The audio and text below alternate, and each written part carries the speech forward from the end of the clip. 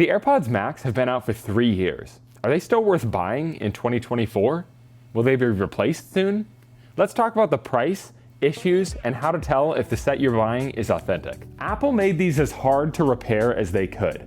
Almost every screw in the headphones requires a different screwdriver, and most issues can be caused by multiple different parts, which means you're likely going to end up wasting money on parts you didn't need. Repairs from Apple can cost as much as a new set of headphones. While third-party repair companies are cheaper, due to part scarcity, the repairs can still cost a couple $100s. We've also seen that the wires inside of the headband, as well as the jacks where it connects into the ear cups, tend to break over time, which causes issues with pairing that render them completely useless. The biggest one is condensation forming inside of the metal ear cup that causes issues with the electronics. It's been nice to see used prices come down to around $270 to $330.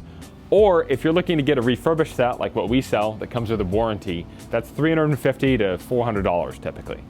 This brings them down over $150 from the original retail price and brings them into the same category as other options when new, such as the Sony XM5, the Bose Quiet Comfort Ultra, or the QC45. Their specs have held up pretty well over time, and they're still pretty comparable to these other models. However, there's a couple key areas where they're lacking. The major one is battery life. These only have about 20 hours of battery life, whereas the industry standard has slowly shifted towards 22 to maybe 30 hours of battery life. This isn't aided by the fact that they don't have an off switch, and you have to use that annoying smart case or keep them from moving for a couple minutes to get them to turn off. This means that if you store them in a backpack, they're just gonna slowly die over time. The transparency mode is still incredible. While the noise canceling works great, it is showing its age by lacking some of the auto adjustment features for loud noises in your environment that we've seen on the AirPods Pro 3. The most direct competition to these might actually just be the looming announcement of the AirPods Max 2, which are rumored to come out later this year. It's likely that the new model will maintain the same $550 price point while upgrading the battery life, adding transparency mode and noise cancellation features, and hopefully adding USB-C. If you're looking to buy a set of AirPods Max in 2024, the biggest worry that you should have is whether or not the set you're purchasing is authentic or not, as they've been faked dozens of times over.